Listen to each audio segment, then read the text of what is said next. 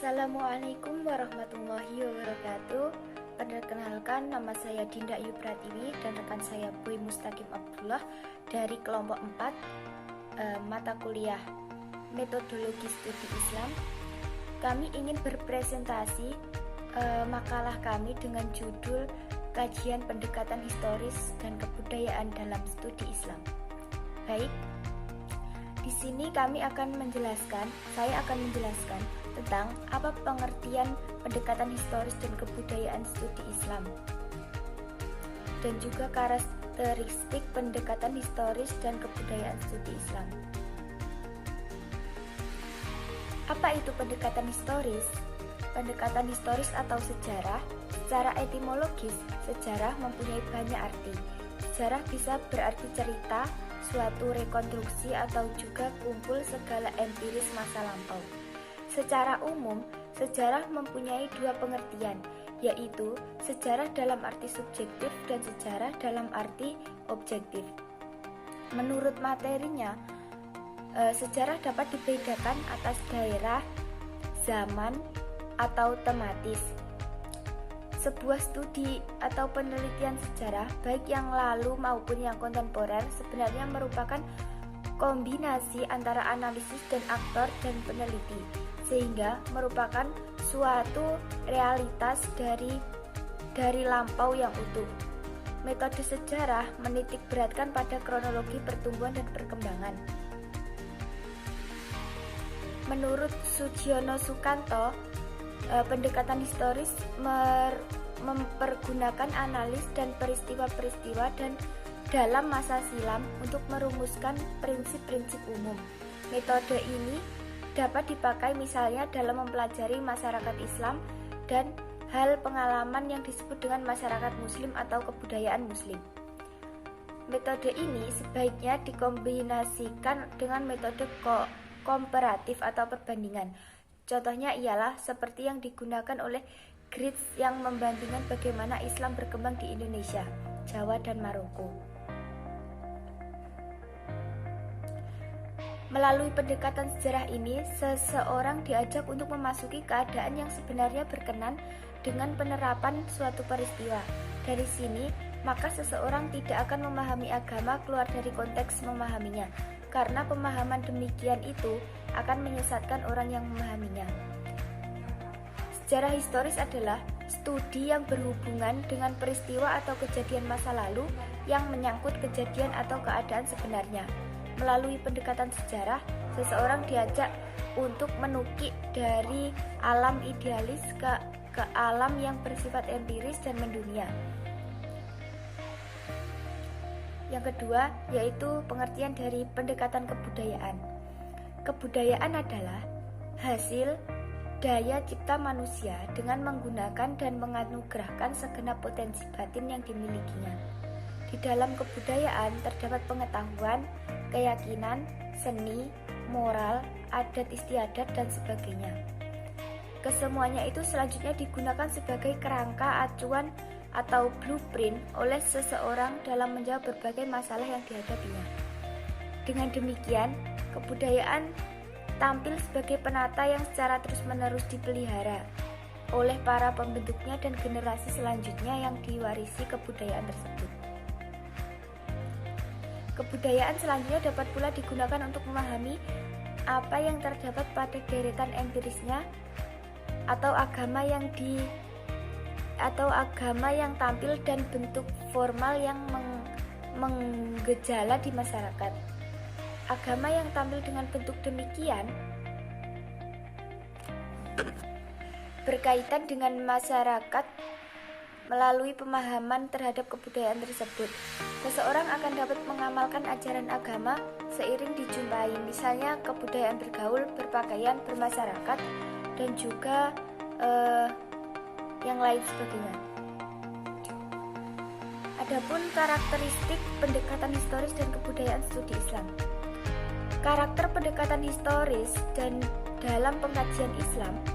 Sebelum membahas lebih lanjut, mengkaji, memahami Islam melalui pendekatan sejarah atau historis, kita ketahui terlebih dahulu apa itu Islam. Ajaran Islam mengandung berbagai arti, yaitu Satu, menurut dan menyerahkan. Orang yang memeluk Islam adalah orang yang menyerahkan diri kepada Allah Subhanahu wa taala dan menurut segala ajaran yang telah ditentukannya.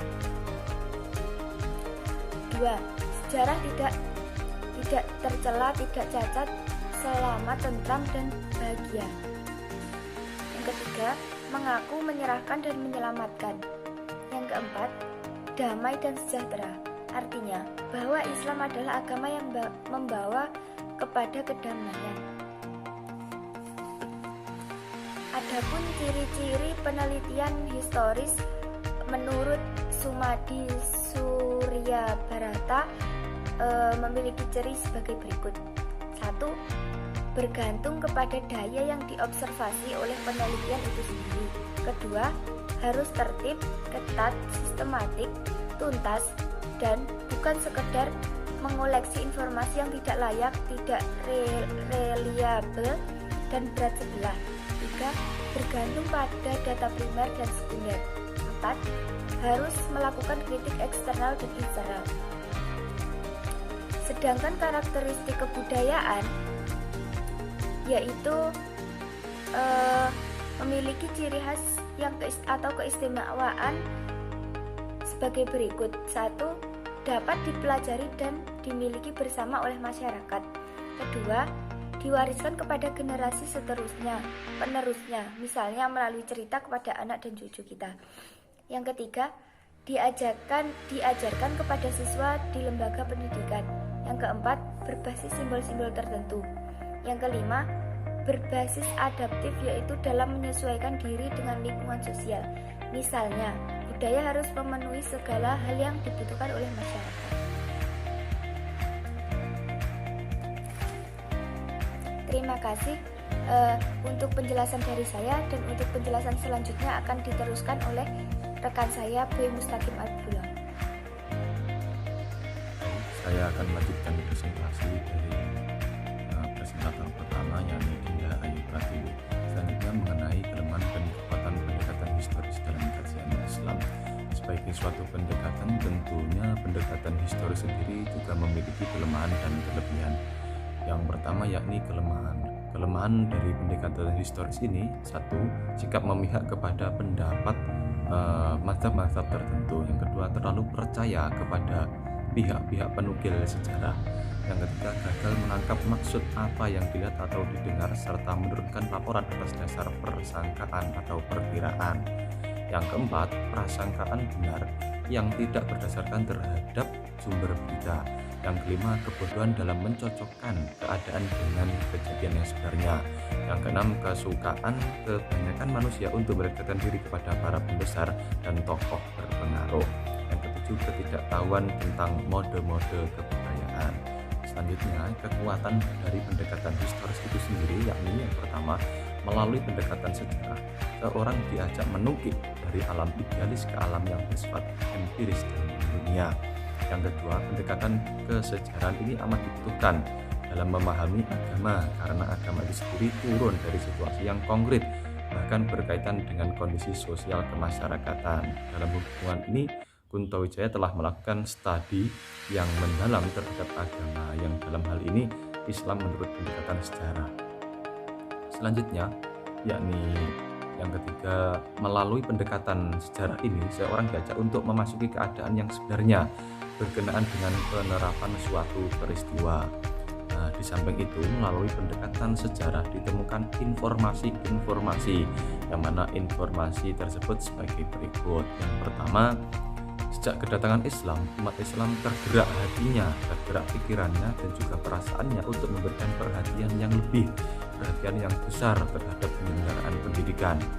Yang kedua, model lembaga pendidikan Islam yang diadakan oleh umat Islam adalah model lembaga pendidikan informal serta non-formal dan juga formal.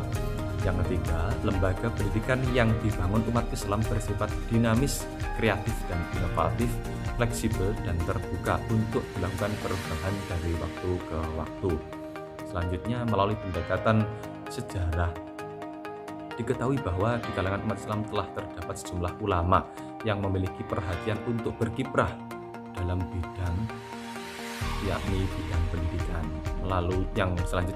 Melalui pendekatan sejarah dapat diketahui tentang kehidupan para guru dan para pelajar. Selanjutnya, melalui pendekatan sejarah dapat diketahui tentang adanya sistem pengaturan atau manajemen pendidikan, pendanaan atau pembiayaan pendidikan mulai dari yang sederhana sampai ke yang canggih atau tingkat menengah ke atas. Selanjutnya, melalui pendidikan sejarah dapat diketahui tentang adanya kurikulum yang diterapkan di berbagai lembaga pendidikan yang disesuaikan dengan visi, misi, dan tujuan serta ideologi keagamaan yang dimiliki oleh tokoh pendiri atau masyarakat yang menyelenggarakan pendidikan tersebut. Yang kedelapan, pendekatan sejarah dalam mempelajari Islam merupakan profil campuran, yakni sebagian dari praktek tersebut ada yang dipengaruhi oleh sejarah dan ada pula yang dipengaruhi oleh adat istiadat kebudayaan setempat. Praktek pendidikan dalam sejarah tidak selamanya mencerminkan apa yang dikehendaki ajaran Al-Quran dan As-Sunnah. Yang sembilan, informasi yang terdapat dalam sejarah bukanlah dogma atau ajaran yang harus diikuti bagi setiap pengikutnya, melainkan sebuah informasi yang harus dijadikan bahan kajian dan renungan, memilih bagian yang sesuai dan relevan untuk digunakan. Mungkin cukup itu presentasi dari kami. Apabila ada kurang lebihnya, kami mohon maaf yang sebesar-besarnya. Semoga bisa memberikan manfaat bagi kita semuanya. Wassalamualaikum warahmatullahi wabarakatuh.